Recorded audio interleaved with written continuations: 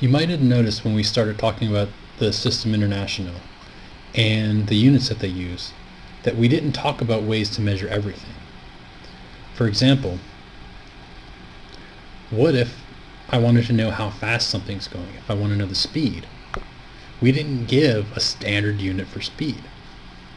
So instead, something like speed has what's called the derived unit. Because speed is really distance over time, which means it has units length over time. So in SI, the standard unit would be a meter per second. But we can talk about speed, in any system of units. So we can also talk about speed in miles per hour. We can talk about speed in kilometers an hour, in kilometers a second. Any set of units that represents length over time, we can use to talk about speed. Okay? Similarly, we can talk about acceleration.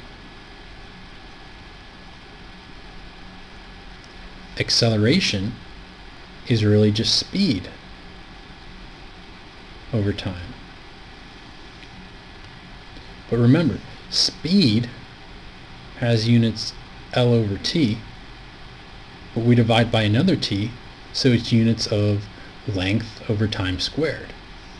So in other words, in SI, we're talking about things that are meters per second squared, or something else with the unit of length divided by time squared. Another thing that we'll see a lot and we'll talk about later is force. Force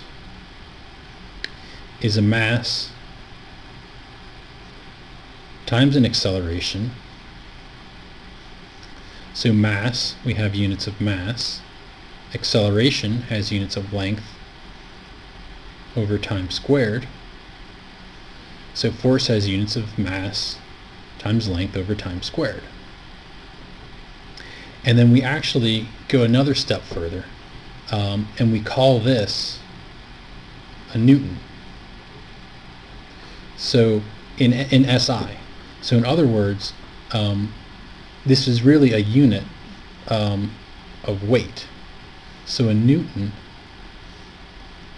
is a kilogram meter per second squared.